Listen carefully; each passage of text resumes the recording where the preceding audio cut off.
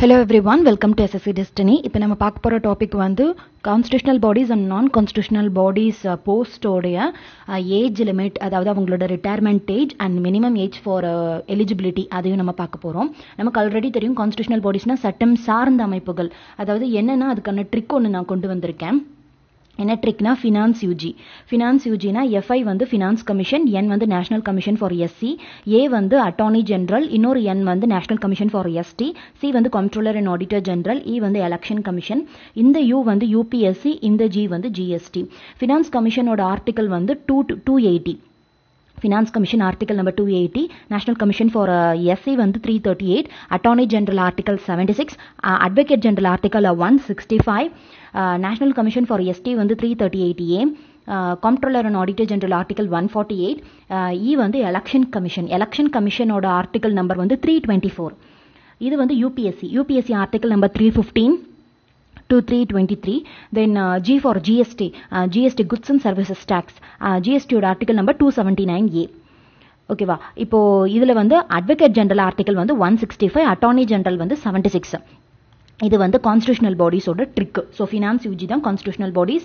FI finance commission, national commission for SC, advocate general, attorney general, national commission for ST, national commission for BC, C வந்து controller and auditor general article 148, E வந்து election commission article 324, U வந்து UPSC, G வந்து GST. இதில் மற்றது எல்லாமே வந்து நமக்கு தெரியும். இது வந்து நான் கான்ஸ்டிடியூஷனல் பாடிஸ். இதில் வந்து பிசி வந்து பிளானிங் கமிஷன், நிதி ஆயோக்ல வந்து நிதி அப்படி என்ஐடிஐ வந்து national institute of transforming India, அதுதான் வந்து நிதி ஆயோகோட expansion. And national development council, இந்த மூணுமே வந்து என்னன்னா ஒரு எக்ஸிக்யூட்டிவ் பாடி, ஒரு எக்ஸ்ட்ரா கான்ஸ்டிடியூஷனல் பாடின்னு சொல்லுவாங்க. ஹியூமன் ரைட்ஸ் கமிஷன், அப்புறம் vigilance, information commission, then joint public service commission, அப்புறம் மற்றது எல்லாமே law commission for minorities, law commission for women, இது எல்லாமே வந்து ஒரு statutory body. It has to be, இதை வந்து தவிர்க்க முடியாதது. So it is a statutory body. Remaining இருக்கக்கூடிய இந்த சிபிஐ, தென் சாலிசிட்டர் ஜெனரல் வந்து ஒரு ஸ்டாச்சுட்டரி பாடி. ஓகேவா? சிபிஐ அப்புறம் இது லா கமிஷன், இது ரெண்டுமே வந்து நமக்கு ஒரு non statutory body. Then age limits பார்த்துடலாம். ரிட்டையர்மெண்ட் ஏஜ் 65 இயர்ஸ் வந்து யாருக்கெல்லாம் ரிட்டையர்மெண்ட் ஏஜ்னா supreme court judge article 124, attorney general article 76, CAG 148, article number member of UPSC வந்து article 315. So UPSC, CAG, attorney general, supreme court judge, இவங்க எல்லாருக்குமே வந்து retirement age வந்து 65 years.